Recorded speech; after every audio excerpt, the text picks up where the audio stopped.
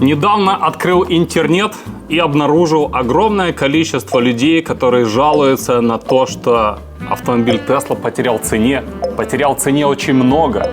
Кричат, что больше никогда не купят автомобиль Tesla.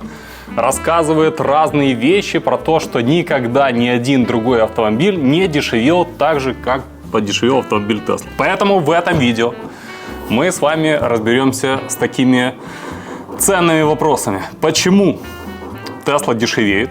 Что делать, если ваша машина уже подешевела, а вы в ней? Стоит ли покупать новую Tesla и что вообще делать? Какую машину покупать? Что будет в будущем? Туда мы тоже заглянем. Привет, друзья! Видео может быть не коротким, поэтому мы обязательно вставим массу раздражающих вставок с самой дорогой Tesla в мире на сегодняшний день. Она за моей спиной, и так как большинство из вас старается не просматривать видео длиннее 10 секунд, вам будет интереснее, я думаю, в таком формате. Ну и той машины тоже коснемся, она здесь не просто так стоит. Значит, почему Теслы подешевели? Копнем немножко в историю. Значит, 2019 год. Я снимал видео с Long Range Model 3, как я на одном заряде ехал в Одессу. И представьте, я доехал. И представьте еще, та машина на тот момент, Model 3, с самой большой батареей, стоила 45 или 47 тысяч долларов. У нас даже в описании где-то была цена этого автомобиля. Прошел год. Наступил 2020 год. Как вы думаете, сколько стоила именно та машина? Ровно 45 тысяч долларов. Прошел еще один год. Как вы думаете, какая была средняя цена на Model 3 Long Range в 2021 году? 45 тысяч долларов. В среднем мы везли машины и ориентировали клиентов плюс-минус на ту же самую цену. Да, вы заметили правильно, 2 года прошло, ничего не поменялось. 22 год. США. Как вы думаете, почем в Лос-Анджелесе люди покупали в кредит Model 3 Long Range? Да, начало 22 года. Цена иногда долетала до 50 с чем-то тысяч долларов. В Америке.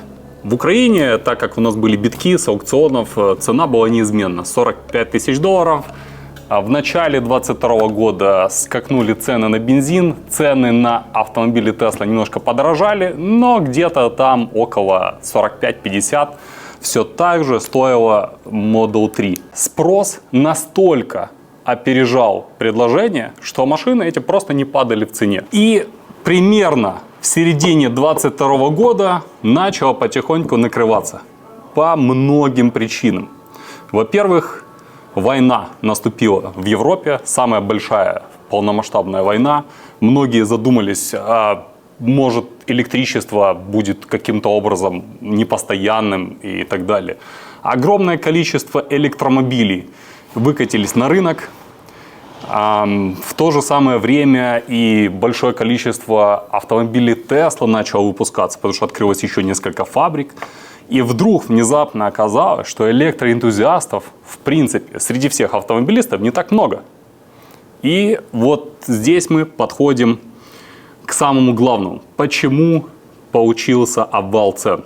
Потому что у Tesla департамент маркетинга был уволен.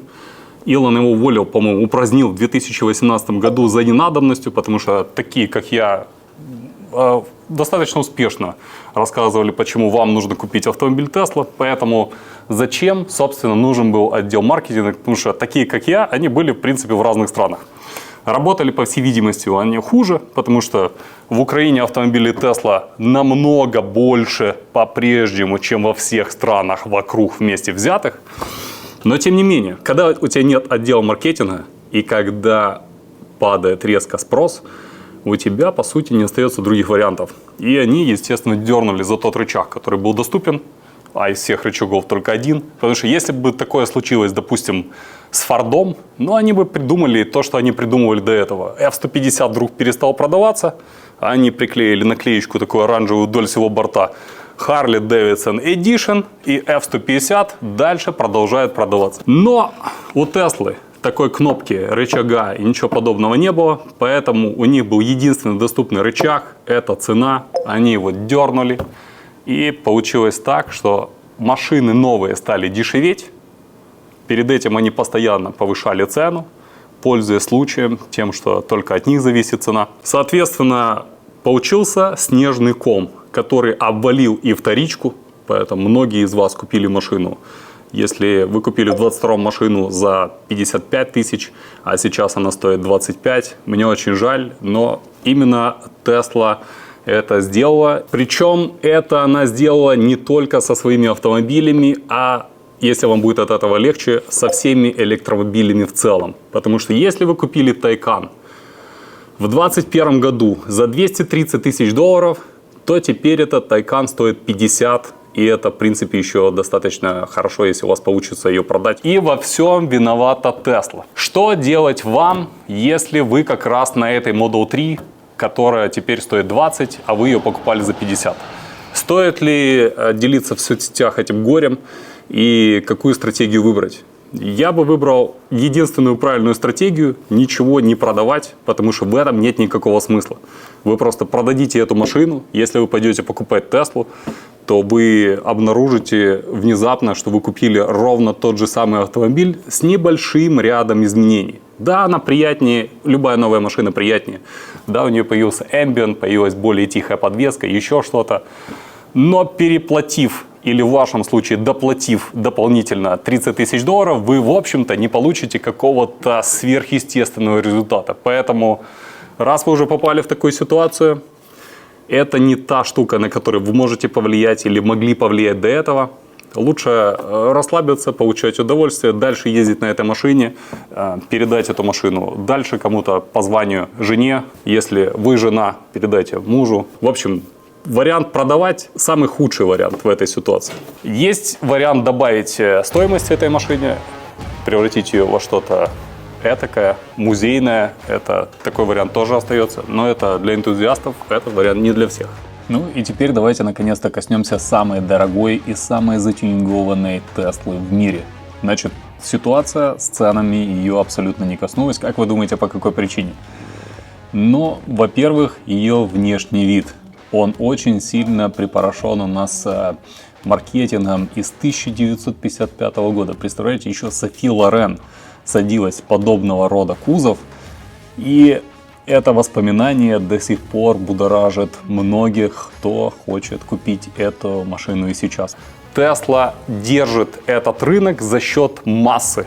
Огромное количество автомобилей Tesla, поэтому вместе с ними и весь остальной рынок у нас проседает. Как это ни странно, если вы хотите не зависеть от Теслы, то вам надо купить, это впервые прозвучит на этом канале, но какой-то бензиновый или в крайнем случае гибридный автомобиль. Во всех других случаях, с каким бы значком электромобиль вы не купили, вы все равно будете зависеть от того парня, который сейчас чем-то занимается там в американском правительстве. Хотя, мне кажется, что на саму компанию Tesla он не сильно влияет.